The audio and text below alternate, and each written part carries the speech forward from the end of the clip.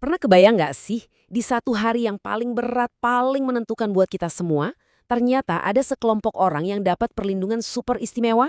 Nah, hari ini kita bakal kupas tuntas siapa aja 7 golongan manusia yang dijanjikan naungan langsung darinya. Coba deh kita bayangin sejenak. Hari kiamat. Matahari itu jaraknya deket banget di atas kepala kita. Panasnya wah luar biasa dan nggak ada satupun tempat buat sembunyi. Di tengah kekacauan itu, semua orang panik, semua orang cari perlindungan. Terus pertanyaannya, di tengah situasi yang genting banget kayak gitu, kita bisa lari kemana? Ada nggak sih harapan buat kita dapat tempat berteduh? Dan jawabannya ada. Ada satu naungan, yaitu naungan Arsy, singgasana Allah. Ini bukan sekedar bayangan pohon atau bangunan ya. Ini adalah perlindungan ilahi yang spesial banget. Sebuah rahmat yang cuma dikasih buat segelintir orang-orang pilihan. Dan jumlah golongan yang bakal dapat kehormatan luar biasa ini ternyata spesifik banget. Ada 7. Nah, dasar dari pembahasan kita ini adalah sebuah hadits yang sangat terkenal. Sebuah janji langsung dari Rasulullah yang ngasih kita harapan sekaligus peta jalan buat meraih perlindungan itu. Yuk kita lihat siapa aja mereka. Oke, ini dia agenda kita. Kita akan bedah satu persatu setiap golongan istimewa ini, biar kita sama-sama paham jalan menuju naungannya. Oke, kita mulai dari 2 golongan pertama. Keduanya ini keren banget karena mereka menunjukkan ketakwaan di kondisi yang paling menantang, saat punya kekuasaan dan saat di masa muda. Golongan pertama adalah pemimpin yang adil. Tapi jangan salah, pemimpin di sini bukan cuma soal presiden atau raja loh. Cakupannya itu luas banget. Bisa jadi kamu seorang manajer di kantor, seorang guru di kelas, atau bahkan kepala keluarga di rumah. Siapapun yang punya tanggung jawab atas orang lain dan menjalankannya dengan jujur, tanpa menindas, tanpa pilih kasih, amanahnya berat. Makanya ganjarannya juga luar biasa. Selanjutnya, anak muda yang tumbuh dalam ibadah. Kita semua tahu kan, masa muda itu masa-masanya penuh gejolak. Banyak banget godaannya. Ibaratnya ada 2 jalur nih. Satu jalur penuh hura-hura, satunya lagi jalur pengabdian. Nah, pemuda ini di saat teman-temannya sibuk dengan kesenangan dunia, dia justru milih buat hatinya terikat sama masjid, sama Al-Quran, sama ilmu. Wah, itu pilihan yang mulia banget di mata Tuhan. Sekarang, 2 golongan berikutnya ini berpusat pada ikatan hati, ikatan dengan rumah Allah, dan juga ikatan dengan sesama karena Allah. Golongan ketiga adalah orang yang hatinya itu nyangkut di masjid.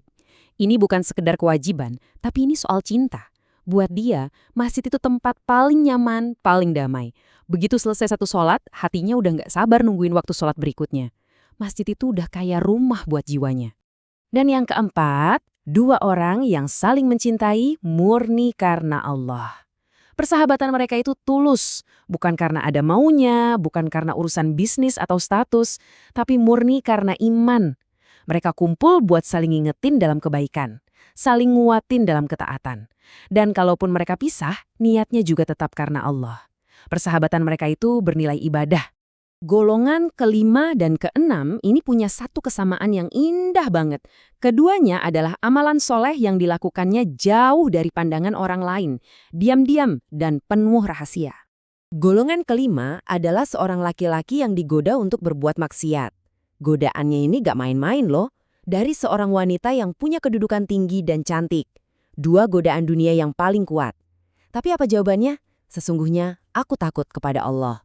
Cuma kalimat singkat itu, tapi itu nunjukin ketakwaan yang luar biasa, di mana rasa takutnya kepada Sang Pencipta bisa mengalahkan semua nafsu duniawinya. Lalu, Sang Pemberi Rahasia. Wah, perumpamaan dalam hadis ini dalam banget. Coba bayangin, kita ngasih sedekah, saking rahasianya, saking tulusnya, sampai-sampai tangan kiri aja nggak tahu apa yang dikasih sama tangan kanan. Ini puncaknya keikhlasan. Tujuannya cuma satu, cari ridho Allah. Bukan cari pujian manusia. Dan kita sampai di golongan yang terakhir, golongan ke-7. Golongan ini menyoroti satu momen yang sangat personal, sangat intim, dan emosional, yaitu saat mengingat Allah dalam kesendirian. Jadi, orang ini pas lagi sendirian, gak ada siapapun yang lihat, dia ngambil waktu buat ingat Allah. Saat dia merenungi dosa-dosanya, atau mikirin betapa besarnya keagungan Allah, atau betapa dahsyatnya hari kiamat nanti, hatinya jadi lembut, terus air matanya ngalir gitu aja. Tangisan ini bukan dibuat-buat loh, ini bukti iman yang paling tulus. Oke, setelah kita menjelajahi ketujuh golongan yang super istimewa ini, yuk kita rangkum lagi. Apa aja sih jalan-jalan yang bisa membawa kita ke pahala tertinggi itu? Ini dia ketujuh jalannya. Mulai dari keadilan seorang pemimpin di ruang publik, sampai tetesan air mata seorang hamba di ruang pribadinya. Masing-masing ini mewakili puncak kesalehan di berbagai aspek kehidupan kita. Jadi, inti dari semua ini apa sih? Poinnya adalah kemuliaan sejati di sisi Allah itu gak diukur dari jabatan kita, seberapa kaya kita, atau seberapa terkenal kita. Sama sekali bukan. Tapi diukur dari kualitas iman kita, ketulusan niat kita, dan ketakwaan kita. Terutama amalan yang kita lakukan saat gak ada seorang pun yang melihat. Mari kita tutup pembahasan kita kali ini dengan sebuah doa dan harapan.